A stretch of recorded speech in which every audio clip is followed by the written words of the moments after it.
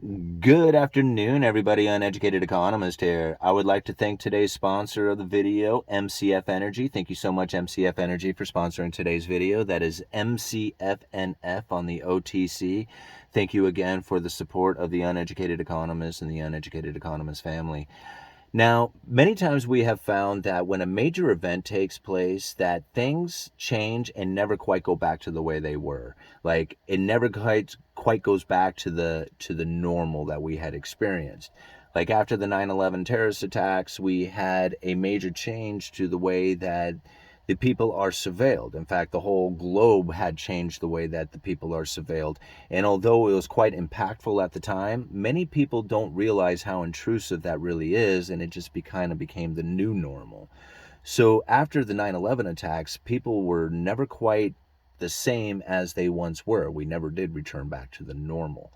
During the great financial crisis, the quantitative easing programs coming from the Federal Reserve and a lot of the central banks around the world was a way of doing business unlike they had ever done before. It changed the way the monetary policy was being conducted. And although it very much feels normal today, that was not a normal thing that had taken place, and it forever had changed us in the way that the monetary policy is done.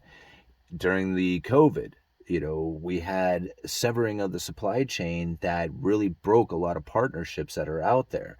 And the breaking of these partnerships, the severing of the supply chain, severing of these partnerships, forced a lot of people, company, countries, everybody else to reestablish new partnerships and new trade with other nations and corporations and people that they had never done business with, or maybe didn't do as much business with. I experienced this myself when I was, because I work in the lumber industry. I live up here in the Pacific Northwest, and during the trade wars, we saw the exports of logs drop off dramatically. Now, when this started taking place, China, who was basically in a trade war with the United States, was giving us the finger on logs, saying, "Hey, if you're going to do all this tariffs and all this other stuff, all these duties and crap coming on our stuff coming into your country, well, then we're going to reestablish our partnership as far as forestry products." And they started buying a lot of logs coming out of Russia. Now, although the log export here in the United States is starting to pick up again, it took a while for those partnerships to be reestablished or new partnerships to grow. And that's something that we have found with the energy coming out of Russia going into Europe. Now, this is something that has turned into, a major crisis, and you saw the news reports on it all last year. And that is going to probably continue. Like, if you can think, all right, well, if everything goes back to normal, that means like the war ends and everybody kind of goes and shakes hands and says, "Hey, yeah, great, let's go and reestablish these partnerships again and go back to doing business the way that we once did." I just don't think that's going to happen. Like, I mean, it could. I mean, and I'm not saying that it's not going to happen. I'm just saying that's probably not very likely. Most likely, like, Russia's still going to be very aggressive and, continue to fight, Ukraine. They're going to continue to try and do partnerships with China and India and get out of the Western nations and move closer to the Asian side of things as far as their business deals go. And that leaves the European nations really without an energy source, or at least a cheap energy source. Like, European nations, like especially like Germany, who is a major manufacturer of luxury items, when you have a disruption to the energy that goes into the manufacturing of it, well, pretty soon you're going to find that energy somewhere. And when you start finding it from further distances, you're going to find that it gets quite expensive. So now here the European nations are trying to source out this energy from wherever they can, and they're finding it quite expensive coming from the United States, and that's just not going to work for them.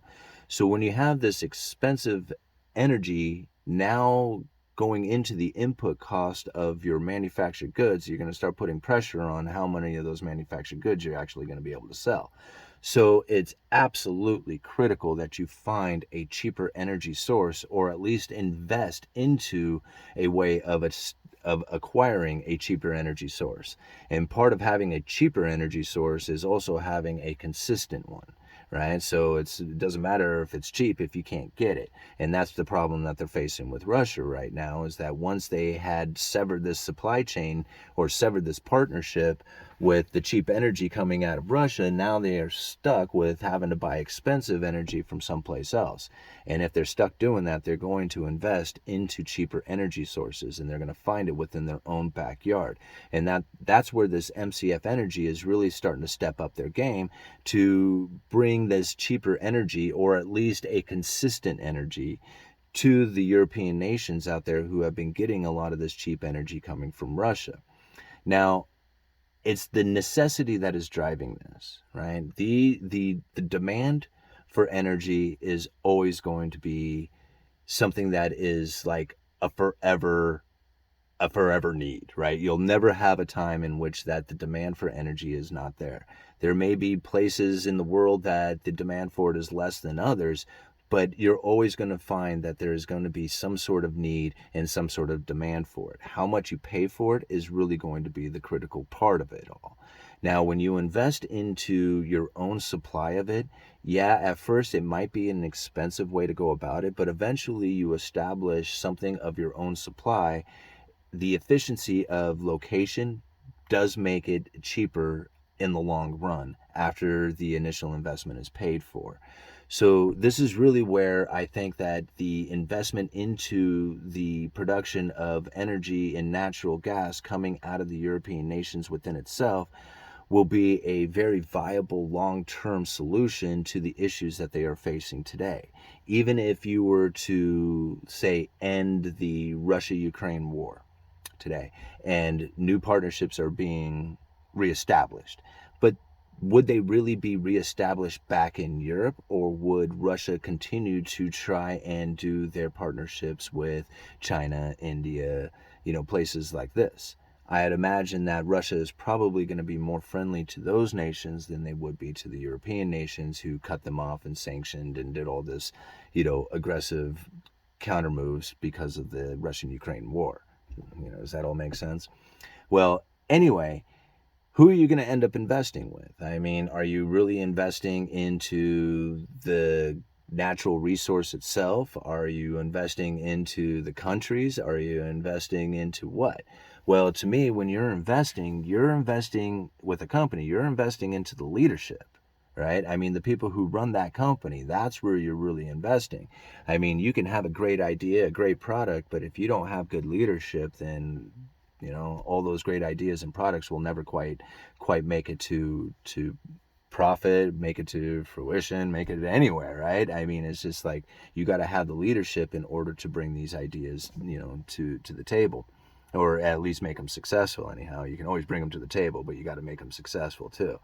And that's really where MCF Energy has really stepped up their game. I mean, the leadership of this particular company is quite outstanding. As I was doing the research for this video and I was reading up on some of these people, it's quite impressive. For example, Jay Park, who served as on the Reconnaissance Energy in Africa, and from May of 2018 to August of 2020. All right.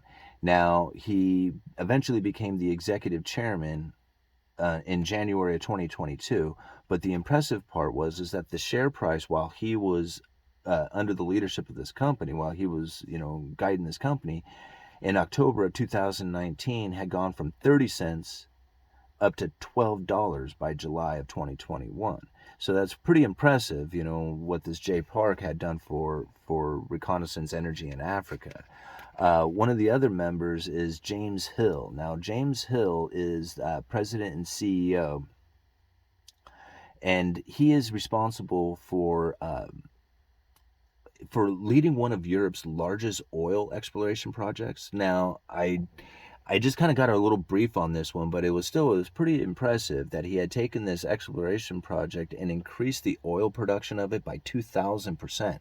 Like, this guy really understands the game. Like, he looked at it and he was just like, hey, I can see what you have going on here, and I can increase your output or your production by 2,000, or he didn't know how much. I'm sure he didn't know at the time how much, but his efforts increased the production by 2,000%. So he really understands and knows the game very well.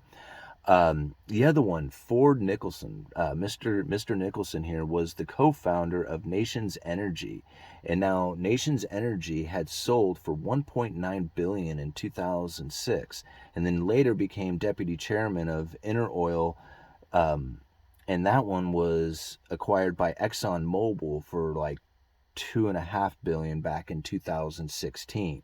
So Mr. Nicholson understands what it is that a company needs in order to get acquired by other companies, because that's really what a lot of these guys are doing, is they're figuring it out what it is that the business model needs, what's they need to establish in order to sell these projects off to the major players, the people who really do the work, like the big oil guys. Now, the last one that I'm going to mention here of the leadership group is General Wesley Clark. Remember this guy? He was in charge of NATO, head of NATO there for a while, and he was a director of Banker Petroleum. And this company grew in production in Europe by 2,000% and was later valued at $2 billion. Now, General Wesley Clark, I thought about this when I was like, wow, if you have somebody who's on the board of this energy company who really understands military, like understands the conflict that has taken place, Russia, Ukraine, that to me, like when you combine this sort of management together and the understanding of the geopolitical impacts, the profits that can come from the energy resources, just the skills that are within this team.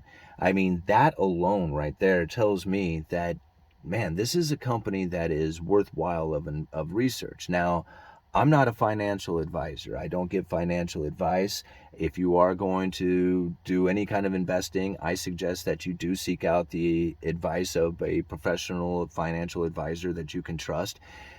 But when you think about like these players, these major players who have all participated in the purchasing of this particular energy stock, and a lot of them got in at 50 cents, right? Or close to 50 cents. Some of them, probably got in at 35 cents. Right now, this stock is selling, if I checked it, at 23 cents. It is the lowest that it has been.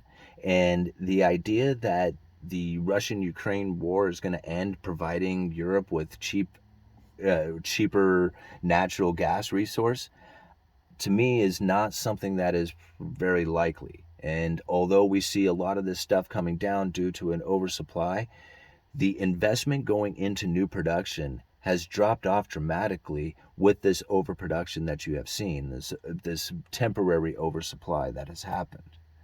At some point, we are going to find that this natural gas energy is going to go back up in price, and there's going to be a huge demand for it. If the supply is not coming from Russia, the European nations are going to have to find it somewhere. Now, if they purchase it from, the expensive stuff coming from America, or they drill it all themselves and, and find it in their own locations, one of the two is going to be happening. And it looks to me like the idea of natural, or bringing back the globalization that had been distributed around the world to a more localized location, seems to be the trend that is taking place at this time.